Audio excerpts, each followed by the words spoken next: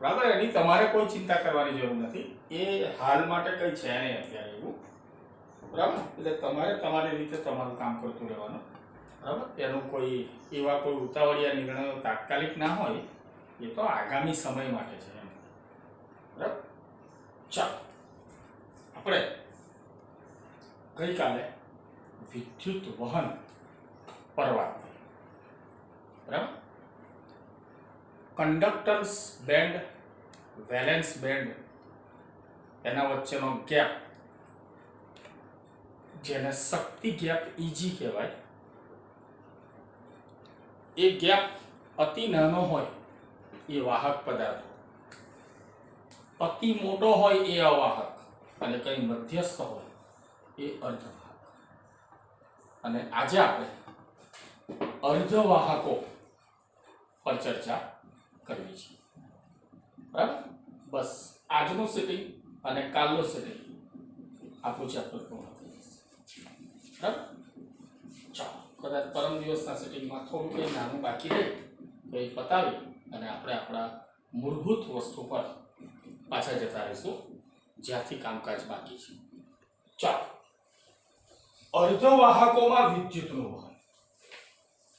કારણ કે અર્ધવાહકો એ અત્યારે ઇલેક્ટ્રોનિક ઇન્ડસ્ટ્રી, યાદ રાખો ઇલેક્ટ્રોનિક, ઇલેક્ટ્રિકલ નહીં, ઇલેક્ટ્રોનિક્સ ઇન્ડસ્ટ્રી જે છે એમાં એનું એટલું બધું મહત્વ છે અત્યારે.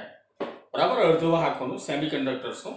એટલે એનો અભ્યાસ આપણે બિલકુલ અને બિલકુલ જરૂરી છે. બરાબર, એ શું છે, કેવી રીતે તૈયાર થાય છે, એમાં શું કરવામાં આવે, એમાં થોડી ઘણી વાહકતા વધારવા માટે શું કરવું જોઈએ. બરાબર, આવી તેવી થોડી ઘણી વાતો આજે આપણે કરવાના છીએ. બરાબર, ચાલો, અર્ધવાહકોની બાબતમાં સંયોજકતા પટ અને વાહકતા પટ વચ્ચે જગ્યા ઓછી હોય છે. બરાબર, એટલે એટલી ઓછી બી નહીં કે સંયોજકતા પટનો ઇલેક્ટ્રોન ઇઝીલી વાહકતા પટમાં જઈ શકે, એટલી ઓછી બી નહીં. બરાબર, અને અવાહક જેટલી વધારે બી નહીં. ચાલો, આથી કેટલાક ઇલેક્ટ્રોન વાહકતા પટમાં કૂદી શકે અને થોડીક વાહકતા દર્શાવે, થોડીક વાહકતા, પણ એ વાહકતા એટલી બધી ઓછી હોય છે કે જેનો એવા પદાર્થોનો તમે ઉપયોગ કરી શકો તેમ નથી. એટલી બધી ઓછી વાહકતા હોય છે. એટલે એ વાહકતા થોડી ઘણી વધારવી પડે. બરાબર, એવું કંઈક કરવું પડે. તો એના માટે શું કરવાનું છે એના ઉપર આજે આપણી ચર્ચા રહેશે. ચાલો, અર્ધવાહકોની વિદ્યુતીય વાહકતા તાપમાનના વધારા સાથે વધે, કારણ કે વધુ ઇલેક્ટ્રોન વાહકતા પટમાં કૂદીને જઈ શકે. એનો અર્થ એવો કે જો સહેજ ગરમ કરશો તો થોડી વાહકતા વધશે. બરાબર, જો ગરમ કરશો તો થોડી વાહકતા વધશે. ચાલો, સિલિકોન અને જર્મેનિયમ જેવા પદાર્થો આ પ્રકારની વર્તણૂક ધરાવે અને તે આંતરિક અર્ધવાહકો તરીકે ઓળખાય. સિલિકોન અને જર્મેનિયમ સમૂહ નંબર 14 ના તત્વો. બરાબર, હવે સિલિકોનની જે કુદરતી રચના આવે, બરાબર, એ ડાયમંડને મળતી આવે. આ ધ્યાન રાખો.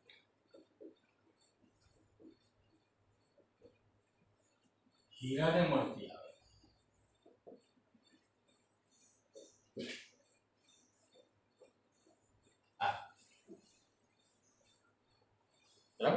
જર્મેનિયમ પણ સેમ. પણ આપણે જર્મેનિયમ પર બહુ વાત નહીં કરીશું. એનું કારણ એવું છે કે જર્મેનિયમ એ સૂક્ષ્મ માત્રિક તત્વ છે. એ વધુ માત્રામાં પ્રાપ્ત થતું નથી. જર્મનીમાં સીએ વિન્કલર નામની વ્યક્તિ, જેણે ઝીંકની ખનિજોને ગરમ કરતા નીકળતી ધૂમ્ર મેસમાંથી જર્મેનિયમ થોડુંક પ્રાપ્ત થાય છે. એટલે બહુ જ સૂક્ષ્મ માત્રિક તત્વ છે, એ વધુ માત્રામાં પ્રાપ્ત થતું નથી. એટલે આપણે જર્મેનિયમ ઉપર લાંબી ચર્ચા કરવાનો બહુ અર્થ રહેતો, બરાબર. આજે આવર્ત કોષ્ટક એનું કોઈ ખનિજ નથી જર્મેનિયમ. આવર્ત કોષ્ટકમાં આજે જે સ્થાન છે, બરાબર, એ તમને ખબર હોય તો જ્યારે મેન્ડલિકે રચ્યું, બરાબર, ત્યારે હતું જ નહીં. એકા સિલિકોનથી ઓળખતા હતા ભૂતકાળમાં, બરાબર. કોણ છે? એકા સિલિકોનથી એને ઓળખતા હતા, બરાબર. એટલે એ વસ્તુ હતી જ નહીં. અને આજે છે તો બી બહુ સૂક્ષ્મ માત્રિક છે. ચાલો, આ આંતરિક અર્ધવાહકોની વાહકતા પ્રાયોગિક ઉપયોગિતા માટે ઘણી ઓછી છે કે ભાઈ તમે એને પ્રેક્ટિકલી યુઝમાં લઈ શકો, બરાબર. એટલી બધી એની વાહકતા નથી, ઘણી ઓછી છે. તેની વાહકતા યોગ્ય આકૃતિ, જરૂરી પ્રમાણમાં યોગ્ય અશુદ્ધિને જરૂરી પ્રમાણમાં એમાં જો ઉમેરો તો એની વાહકતા વધે છે, બરાબર. આ પ્રક્રિયાને ડોપિંગ કહેવામાં આવે. ડોપિંગ, એમાં કોઈ યોગ્ય અશુદ્ધિ ઉમેરવાની તો તેની વાહકતામાં વધારો થાય, એ ઘટનાને ડોપિંગ કહેવામાં આવે. ગુજરાતીમાં આરોહણ શબ્દ છે ગુજરાતી, કે એમાં આરોહણ કરવામાં, બરાબર, કોઈ અન્ય તત્વનું આરોહણ કરવામાં, બરાબર. તો કયો આરોહણ? હલો, હા, ઓકે. એટલે એમાં શું થાય કે સિલિકોન છે તમારી પાસે, ચાલો પ્યોર ફોર્મમાં, બરાબર. હવે એની વાહકતા એટલી સારી છે ને, બરાબર. તો સિલિકોનમાં કોઈક અશુદ્ધિ નાખવામાં આવે અને એ અશુદ્ધિ એવું કરે કે આ સિલિકોનની સ્ફટિક જાળી રચના હોય એમાં કોઈ જગ્યાએથી સિલિકોનનું વિસ્થાપન કરી અને એ અશુદ્ધિ પોતે ગોઠવાય, બરાબર. અને આવું કરવાથી વાહકતા વધે. તમે ઉતાવળ ના કરો, અશુદ્ધિના પ્રકાર સહિત આપણા સિલેબસમાં હમણાં આપણે આગળ ચાલીએ, જુઓ તમે. પી પ્રકારના અર્ધવાહકો, એન પ્રકારના અર્ધવાહકો, કયા પ્રકારની અશુદ્ધિ ઉમેરવાથી શું ચડિયાતું થાય, બરાબર. ચાલો, ડોપિંગ એટલે શું, આરોહણ એટલે શું? તો કે સિલિકોન અને જર્મેનિયમ કે જેઓની વાહકતા ઘણી ઓછી છે, બરાબર, અને એમાં જો કોઈ યોગ્ય પ્રકારની અશુદ્ધિ ઉમેરવામાં આવે, બરાબર, તો એની વાહકતામાં વધારો થાય છે અને તમે એને પ્રાયોગિક રીતે ઉપયોગમાં લઈ શકો એટલો વધારો થાય છે, બરાબર. આ કરવાની જે ઘટના છે, બરાબર, એને ડોપિંગ અથવા આરોહણથી ઓળખવામાં આવે, બરાબર. ડોપિંગ અથવા આરોહણથી ઓળખવામાં. કઈ અશુદ્ધિ શું કરશે બધું થશે, શાંતિ રાખો, ઉતાવળ નહીં, બરાબર. ચાલો, હવે અહીંયા ડોપિંગ સિલિકોન અને જર્મેનિયમ જેવા આંતરિક અર્ધવાહક કરતા વધુ ઇલેક્ટ્રોન સમૃદ્ધ અથવા ઇલેક્ટ્રોન ઉણપ અશુદ્ધિઓ ઉમેરીને કરી શકાય. આ અશુદ્ધિઓ ઇલેક્ટ્રોનીય ક્ષતિ દાખલ કરે. બધું થઈ જશે, ચિંતા ના કરો. બે પ્રકારની અશુદ્ધિ તમે સિલિકોનમાં નાખી શકો. આપણે જર્મેનિયમની બહુ વાત નહીં કરીએ. કોઈ જાડી રચના પૂછે ને જર્મેનિયમની તો સેમ જ આવે, ખાલી જી, બસ સેમ જ આવે. આમાં તમે બે પ્રકારની અશુદ્ધિ નાખી શકો. ઇલેક્ટ્રોન ઉણપ ધરાવતું તત્વ હોય એવી અશુદ્ધિ અને ઇલેક્ટ્રોન સમૃદ્ધ એટલે ઇલેક્ટ્રોન વધારે ધરાવતું હોય, બરાબર, એવી અશુદ્ધિ, બરાબર. એવું ક્લિયર કરાવું છું, શાંતિ રાખો. પહેલા આ આકૃતિ પર જરા નજર કરી લો, બરાબર. દેખાય છે સંદર્ભ, બરાબર. જો આ કોણ? ધાતુ. આ લોકોએ આવી રીતે પેલા પટ બતાવ્યો છે કે આ સંયોજકતા પટ, આ વાહકતા પટ, ઓવરલેપ છે. અવાહક મોટો ગેપ, બરાબર. અર્ધવાહક નાનો ગેપ. એકચ્યુઅલી આવું ના હોય. મેં તમને ગઈકાલે બતાવેલું પેલું આણ્વીય કક્ષક સ્તર, બરાબર, એવું હોય આ રીતે ના હોય, બરાબર, આ રીતે ના હોય. ઠીક છે, આ તો સામાન્ય સમજ એક આપેલી છે, તો એને જોઈ લેવાનું. ચાલો, હવે મને કહો, તમે કેટલા પ્રકારની અશુદ્ધિ નાખી શકો? ઇલેક્ટ્રોન ઉણપ ધરાવતા તત્વોની અશુદ્ધિ તમે સિલિકોનમાં નાખી શકો, અને ઇલેક્ટ્રોન સમૃદ્ધ એટલે કે જરૂર કરતા ઇલેક્ટ્રોન વધારે હોય એવા તત્વોની અશુદ્ધિ તમે નાખી શકો. બરાબર, તો થોડુંક એક આકૃતિથી સમજવા તરફ જઈએ. બરાબર, અને એ શું કહેવા માંગે છે એને જરા સમજો. આ તમારા સિલિકોનના પરમાણુ છે. બરાબર, આ સિલિકોનની સ્ફટિક જાળી રચનામાં આ તમારા સિલિકોનના પરમાણુ છે, અને આપણે સિલિકોનના કેટલા જોડાણ કરેલા? એક સિલિકોન કેટલાએ જોડાય? 4 જોડે જોડાય. બરાબર, તો 14મા સમૂહનું તત્વ છે સિલિકોન. હવે ધ્યાન રાખજો મોદી, બરાબર, તમારો જે પ્રશ્ન છે એનું સમાધાન હવે થશે. તો બહારની કક્ષામાં 4 ઇલેક્ટ્રોન હોય, બરાબર, જે ઉત્તેજિત થઈ અને 4 સહસંયોજક બંધની રચના, બરાબર, એની આસપાસ અન્ય 4 સિલિકોનો સાથે કરે. બરાબર, જો આની વાત કરીએ તો આ બે, એવી રીતે આ બે, ખ્યાલ આવી ગયો? આ બધા સિલિકોનના પરમાણુ છે, અને બધાની આસપાસ, બરાબર, 4 બોન્ડેડ ઇલેક્ટ્રોન, એવું તમે કહી શકો. અહીંયા હોય નીચે હજુ આગળ, બરાબર, આના ગણવા આ રીતે આખી વ્યવસ્થા હોય.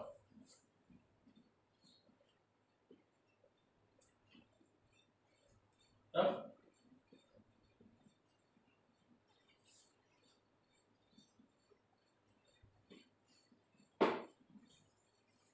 આ રીતે 4 ઇલેક્ટ્રોનો એટલે કે 8 ઇલેક્ટ્રોન, 4 કપલ દરેક સિલિકોનની આજુબાજુ નિયમિતપણે ભાગીદારી ધરાવે.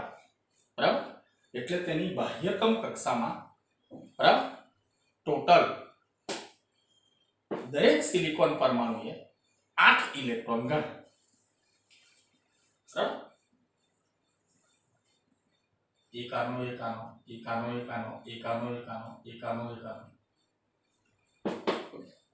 આ થયો તમારો રેગ્યુલર સિલિકોન. બરાબર, આ થયો રેગ્યુલર સિલિકોન. ઉતાવળ ના કરતા સમજો.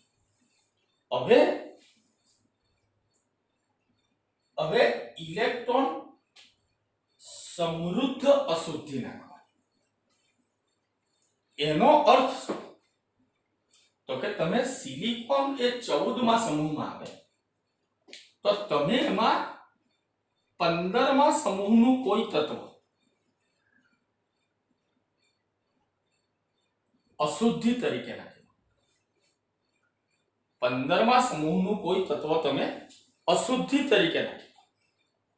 હવે તમે 15મા સમૂહનું તત્વ નાખશો એટલે બહારની કક્ષામાં થયા એના ઇલેક્ટ્રોન 5,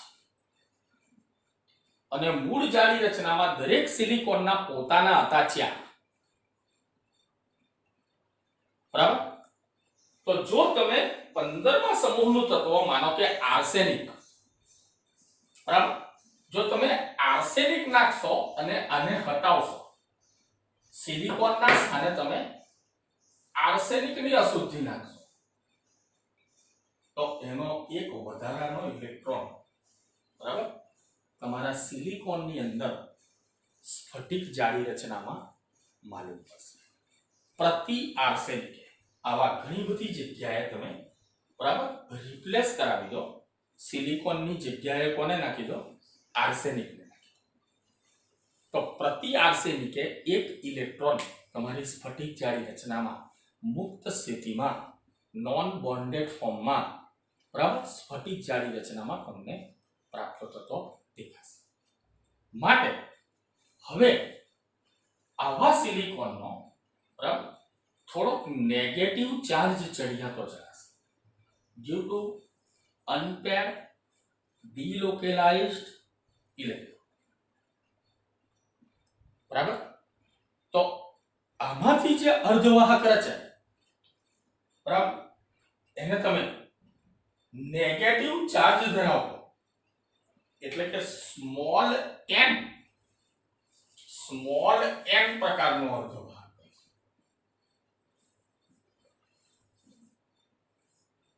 બરાબર, સ્મોલ n પ્રકારનો અર્ધવાહક તમે કે નેગેટિવ ચાર્જ ચડિયાતો હોય, બરાબર, નેગેટિવ ચાર્જ ચડિયાતો હોય એવો અર્ધવાહક, બરાબર. ડોપિંગ કર્યું તમે, કયા સમૂહના તત્વોનું ડોપિંગ કર્યું? 15મો સમૂહ કે જે 14મા સમૂહનું તત્વ હતું, જેની 12મી કક્ષામાં 4 ઇલેક્ટ્રોન હતા. તમે 12મી કક્ષામાં 5 ઇલેક્ટ્રોન આવતા હોય એવા તત્વો વડે અમુક સિલિકોનની જગ્યાએ રિપ્લેસ કરાવી, બરાબર. તો નેગેટિવ ચાર્જ ચડિયાતો હોય એ પ્રકારનો તમારો એક સારો અર્ધવાહક તૈયાર થશે. અને આવું કરવાથી તમારા મૂળ સિલિકોનની થોડીક વાહકતા વધશે, બરાબર. પણ નેગેટિવ ચાર્જ ચડિયાતો છે માટે આને તમે n પ્રકાર, સ્મોલ n, હા, કેપિટલ n, સ્મોલ n પ્રકારના અર્ધવાહકોથી ઓળખશો. ઓકે, જરા ટેક્સ્ટબુક પર નજર કરો. સિલિકોન અને જર્મેનિયમ આવર્ત કોષ્ટકના 14મા સમૂહમાં સમાવિષ્ટ છે અને તેમને દરેકને 4 સંયોજકતા ઇલેક્ટ્રોન 12મી કક્ષામાં હોય છે. તેમના સ્ફટિકમાં દરેક પરમાણુ 4 સહસંયોજક બંધ પાડોશી ધરાવે છે, જે અત્યારે આપણે બોન્ડિંગ પણ જોયું હતું અને આ અત્યારે ઇલેક્ટ્રોનિક કોન્ફિગરેશન પણ આપણને એવું કહે છે.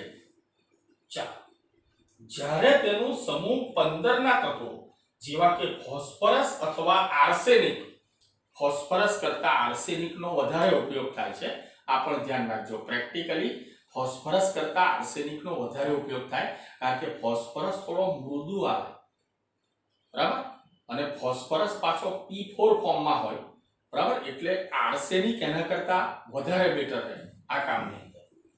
ચાલો, જે સંયોજકતા કોષમાં 5 ઇલેક્ટ્રોન ધરાવે છે તેના વડે ડોપિંગ કરવામાં આવે ત્યારે સિલિકોન અને જર્મેનિયમના કેટલાક લેટિસ સ્થાનો તે રોકી લે છે, બરાબર.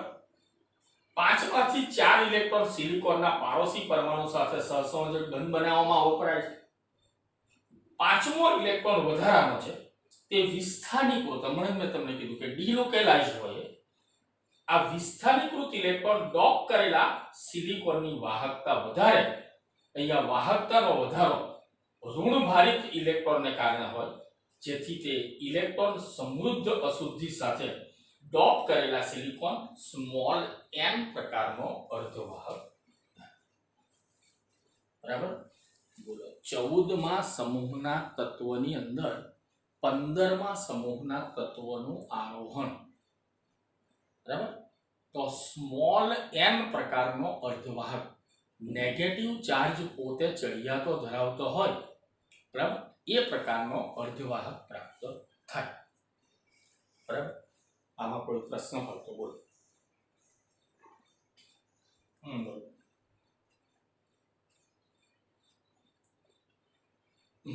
15માનું ઉમેરવાનું હોય, સાંભળો. હા, સાંભળો વાત. 15મા સમૂહનું તત્વ ઉમેરવું એ જૂની ને જાણીતી વાત છે. અત્યારના લેટેસ્ટ કેસમાં 16મા સમૂહના તત્વો પણ ઉમેરવામાં આવે છે હાલમાં, બરાબર. બાકી એકદમ જૂનવણી જે આ જે સેમિકન્ડક્ટર બનાવતા હતા એમાં 14મામાં 15માનું ડોપિંગ આજે પણ બહુ વિખ્યાત છે, પણ હવે લેટેસ્ટ એમાં 16મા સમૂહના તત્વોનું પણ ડોપિંગ કરવામાં આવે છે હાલમાં. બોલો. હા, બોલો.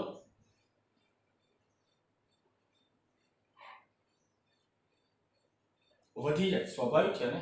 2 ડિલોકેલાઇઝ ઇલેક્ટ્રોન થાય ને, જેવી રીતે આમાં 1 થાય એવી રીતે આમાં 2 ડિલોકેલાઇઝ થાય એટલે વધી જાય. અને આજકાલ ઔદ્યોગિક ક્રાંતિ સર્જેલી છે 16મા સમૂહના તત્વોના ડોપિંગ, બરાબર.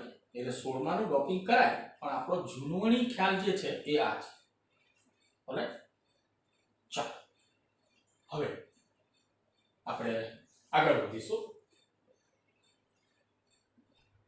આપણો રેગ્યુલર સિલિકોન.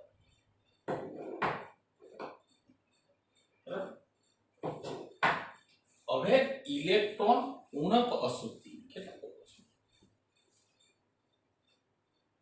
62. હવે આપણા ઇલેક્ટ્રોન ઉણપ અશુદ્ધિ તમને ખ્યાલ તો બિલકુલ આવી ગયો હોવો જોઈએ કે તમે એક ઇલેક્ટ્રોન વધારે હોય એવા તત્વોથી ડોપિંગ કર્યું, તો હવે તમે ઉણપ હોય એવા તત્વોથી ડોપિંગ કરો. બરાબર, બહારની કક્ષામાં 4 હતા એની જગ્યાએ હવે તમે 3 વાળા લો. બરાબર, તો ઇલેક્ટ્રોન ઉણપ સર્જાશે. માનીએ 14મા સમૂહમાં આપણે 13મા સમૂહનું ડોપિંગ કરીએ. માનો કે બોરોન, બોરોન થી ડોપિંગ કરીએ. બરાબર, તો એની બહાર તો 3 જ ઇલેક્ટ્રોન આવશે, તો એક ઇલેક્ટ્રોન ઓછો પડશે, જે આ જગ્યાએ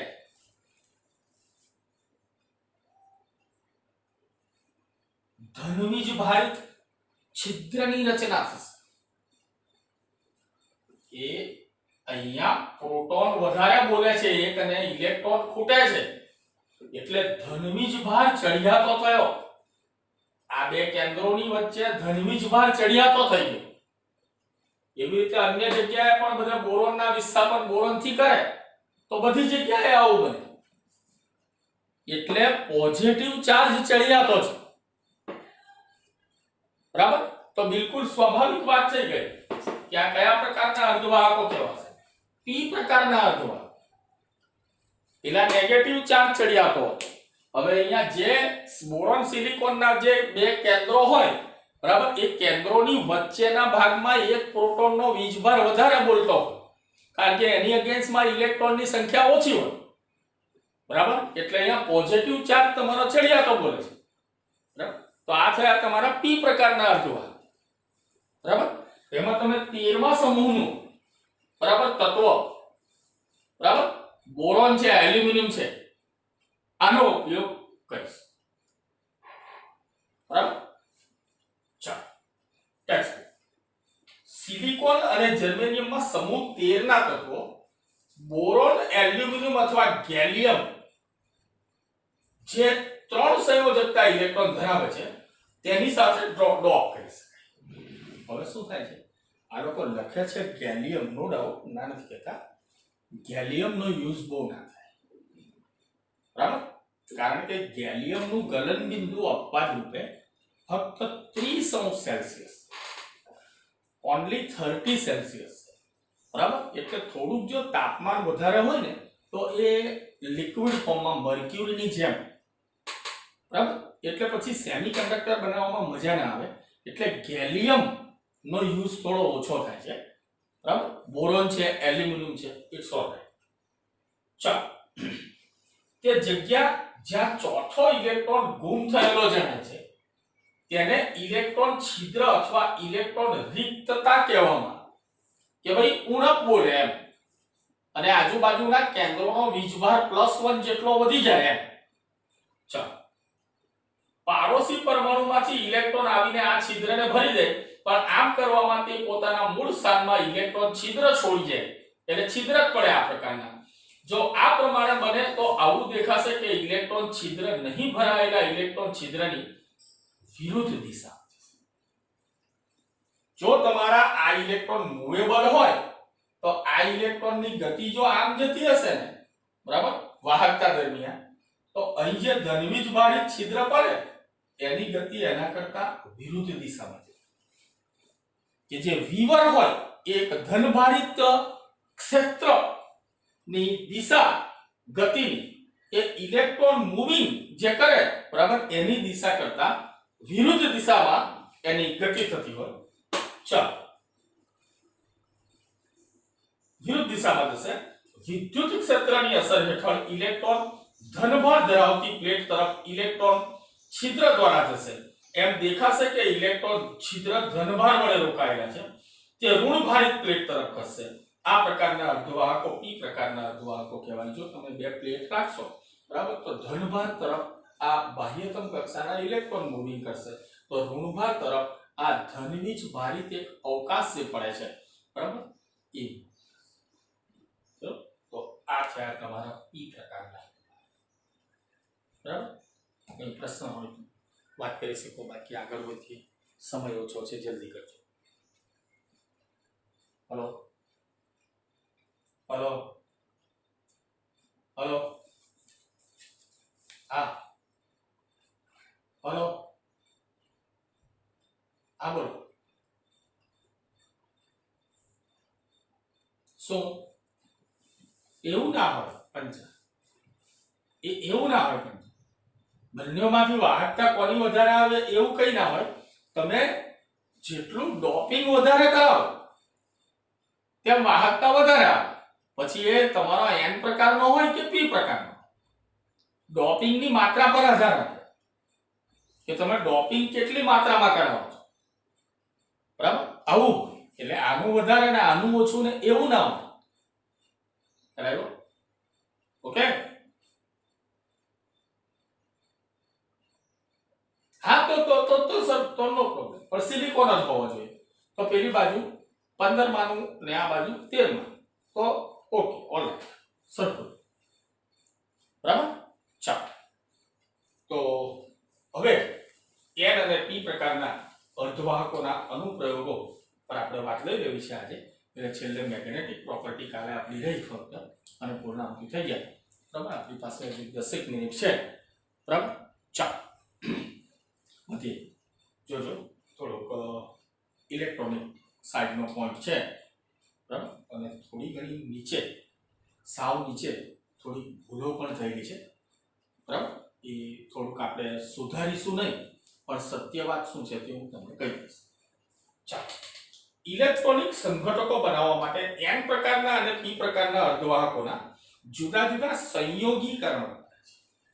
તમે ફિઝિક્સમાં ઇલેક્ટ્રોનિક સાઈડ આવતા હોય તો તમે ડાયોડ, ટ્રાયોડ જો આનો અભ્યાસ કરતા આવ્યું હોય કે આવવાનું હોય, બરાબર. ડાયોડ, બરાબર, એન પી, આવી રીતે નેગેટિવ પોઝિટિવ બે ચાર્જ ધરાવતા અર્ધવાહકો ભેગા કરીને એનો ઇલેક્ટ્રોનિક ઇન્ડસ્ટ્રીની અંદર યોગ્ય સાધનો બનાવવામાં એનો ઉપયોગ થતો હોય. આપણા વિષયની વસ્તુ નથી. ડાયોડ, ટ્રાયોડ, ટ્રાન્ઝિસ્ટર, રેક્ટિફાયર, બરાબર, આ બધામાં એનો ઉપયોગ થાય.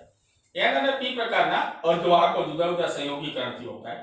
ડાયોડ એન પ્રકારના અને પી પ્રકારના અર્ધવાહકોનું સંયોગીકરણ છે. બેને ભેગા જોડીને રાખવામાં આવે તો એને ડાયોડ કહેવાય. તે રેક્ટિફાયર તરીકે પણ વપરાય છે. આ ઇલેક્ટ્રોનિક ઇન્ડસ્ટ્રીનું કામ છે, આપણા રસાયણશાસ્ત્રનું કામ નથી. આ ટ્રાન્ઝિસ્ટર એક પ્રકારના અર્ધવાહક બીજા પ્રકારના બે અર્ધવાહક વચ્ચેના સ્તરોમાં સેન્ડવિચ કરીને બનાવવામાં આવે.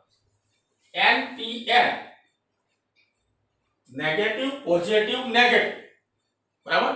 આવા ત્રણ પ્રકારના અર્ધવાહકો, PNP, પોઝિટિવ, નેગેટિવ, પોઝિટિવ, બરાબર. આને ટ્રાયોડ પણ કહેવાય, બરાબર. સમજી લો, જે ટ્રાન્ઝિસ્ટરોની અંદર, બરાબર, બે અર્ધવાહકો વચ્ચે સેન્ડવિચ એક અર્ધવાહક રાખવામાં આવે.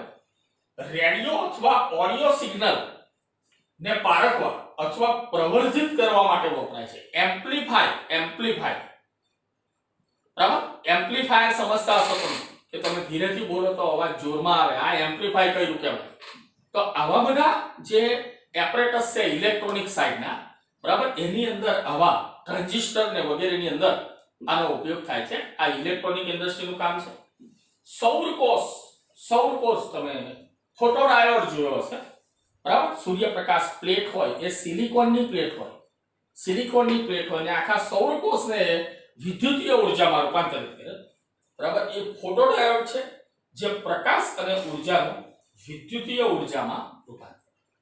તો આવા બધા સાધનોની અંદર, બરાબર, આવા બધા અર્ધવાહકો ઉપયોગી બનતા હોય છે, બરાબર. જે સાધનો છે એ આપણું કામ નથી, આ સમજી લેજો, બરાબર. એ બધું ઇલેક્ટ્રોનિક સાઈડ એનો થોડો યુઝ છે.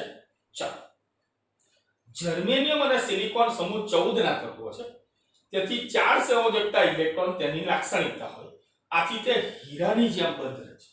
આ તમને મેં પહેલા કીધું, બરાબર, કે 4 બોન્ડિંગ કરે હીરાની જેમ, બરાબર. વિપુલ પ્રકારના ઘન અવસ્થા પદાર્થો સમૂહ 13 અને 15. હવે તમારી વાત આવે છે. અથવા 12 અને 16. જોયું, 15 ની જગ્યાએ 16, 13 ની જગ્યાએ 12.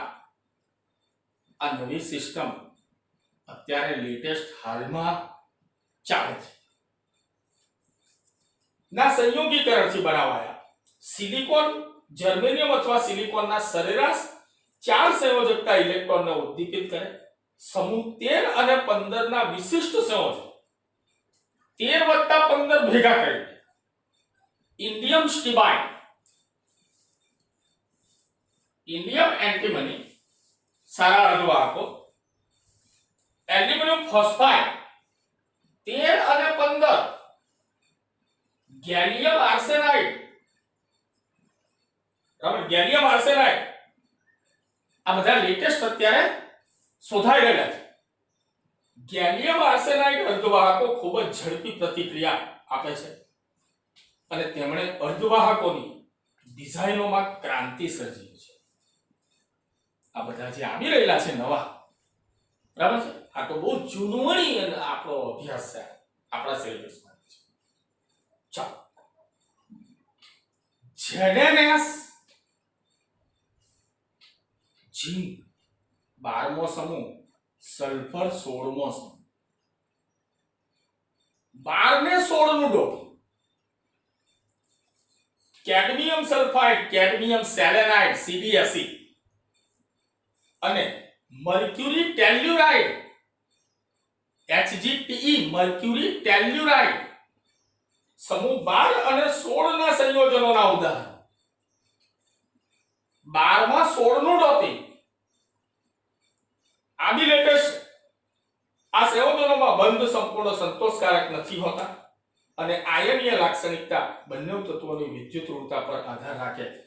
તો આવા પણ લેટેસ્ટ કેટલાક અર્ધવાહકો, બરાબર, અત્યારે એમણે ક્રાંતિ સર્જેલી છે, બરાબર, પણ છતાં આપણા માટે મેઇન છે 14 માં 15 માનું ડોપિંગ અને 13 માનું ડોપિંગ, બરાબર. હા, 14 માં 16 માનું, 12 માનું ડોપિંગ થાય છે, પછી 13 અને 15 ને ભેગા કરીને 16 અને 12 ના તત્વોને ભેગા કરીને પણ આજકાલ લેટેસ્ટ સારા અર્ધવાહકો તૈયાર થાય છે, એ અલગ વાત છે, બરાબર છે.